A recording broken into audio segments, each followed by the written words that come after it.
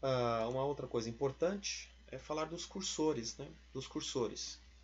Então, quando você clica duas vezes na célula, vejam que ele fica piscando. Significa que a célula está pronta para ser digitada. É possível também substituir esses dois cliques pela tecla F2 do seu teclado. Então, ele também vai dar essa possibilidade para escrever, editar algum texto. Tá ok? Se tem uma determinada situação, por exemplo, tem aqui algo escrito CONEP.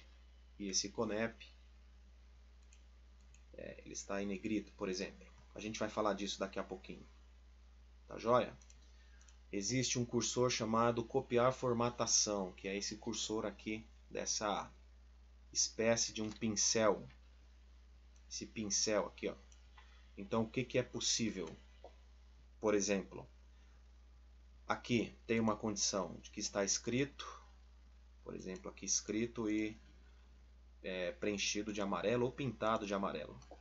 Se a gente quiser que a célula C7 também fique pintada de amarelo em negrito, a gente não há necessidade de vir aqui, colocar negrito e colocar preenchido. Não há necessidade.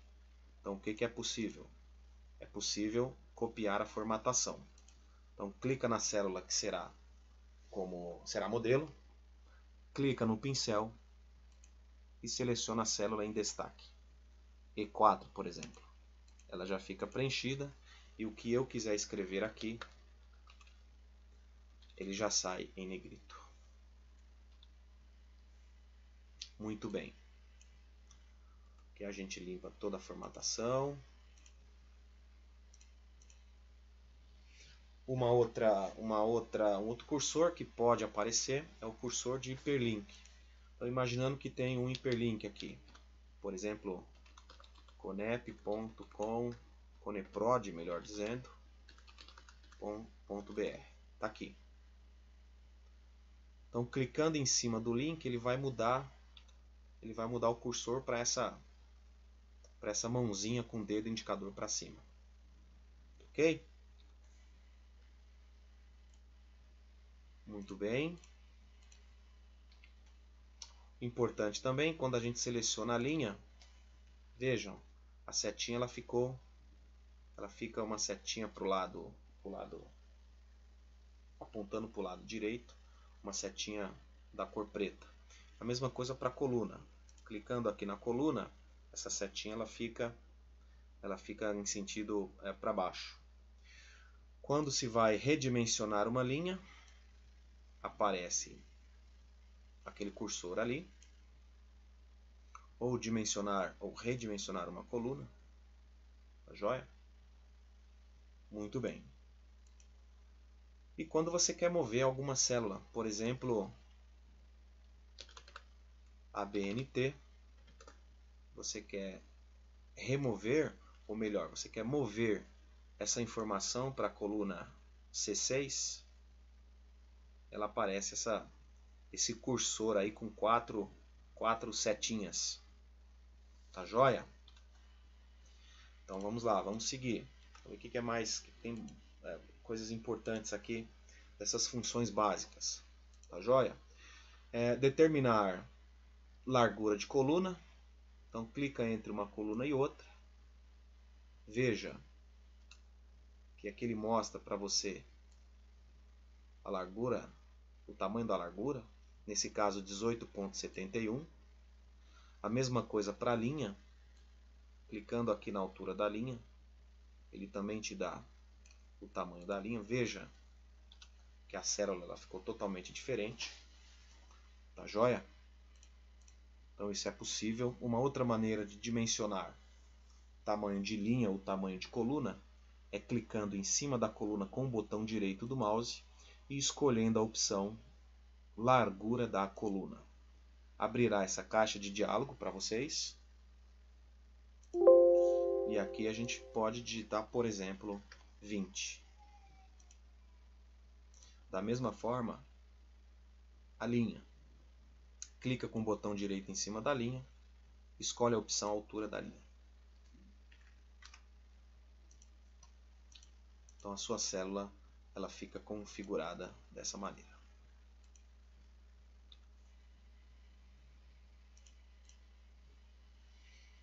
Muito bem. O intervalo, conforme eu disse a vocês, ele pode ser um intervalo sequencial ou intervalo não sequencial. Por exemplo, se tem uma situação aqui C2, D2, E2, F2 e G2, significa que é sequencial. Então a gente tem uma situação aqui, né, conhecida aí como uma sequência, né, um intervalo sequencial de qual que está aqui? F2, C2, desculpa, C2 até G2. Então essa é o intervalo sequencial. O intervalo não sequencial, como por exemplo C2 e G2. Aqui é um intervalo não sequencial. Então como que representa isso? C2, ao invés de ser 2 pontos, é vírgula. G2. Tá joia? Bom, evidente que são letras maiúsculas. São letras maiúsculas para ficar igual.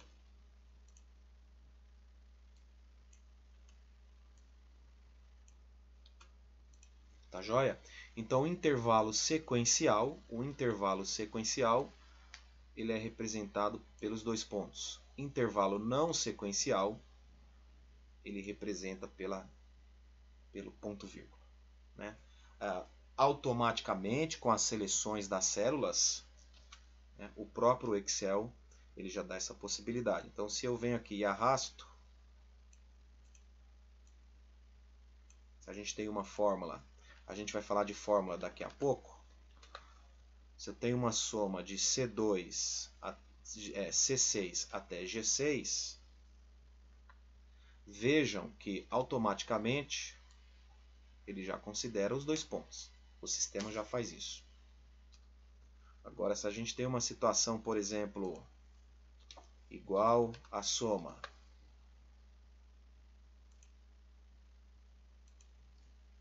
de C6 e G6,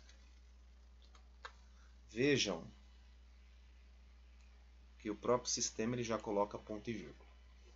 Agora, existem algumas funções que serão necessárias à inserção manual no ponto e vírgula, como por exemplo é a função C.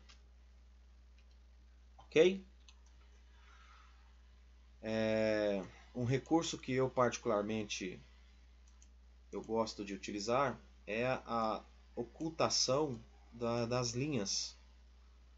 Então tem a opção aqui exibição, no canto superior é exibição, e a linhas de grade. Então quando a gente clica aqui, vejam, a planilha ela fica sem a linha de grade. Então eu particularmente prefiro utilizar esse recurso. Ok? Passando rapidamente aqui também por esse menu aqui de cima, pela guia de ferramentas. Vamos dar uma passada aqui rapidinho. Então, por exemplo, tem aqui a opção início. O início, por sua vez, é possível alteração de letra, tamanho de letra, se é um negrito, se é um itálico. A borda, se tem uma situação aqui de borda, por exemplo. Ok? Você tem a opção aqui, por exemplo,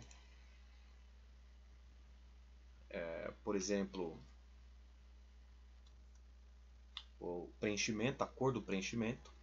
Então seleciona a célula, você pode pintar da cor que você quiser ou preencher da cor que você quiser. Tá joia? O que tiver escrito aqui é possível a inserção de qualquer cor específica, então, de acordo com a sua aplicação. Uma condição também é o tamanho do texto. Vejam que automaticamente a linha ela se altera. O tipo de letra, também existem as opções. Ok? O texto dentro da célula ele pode ficar centralizado, um pouco para cima, um pouco para baixo.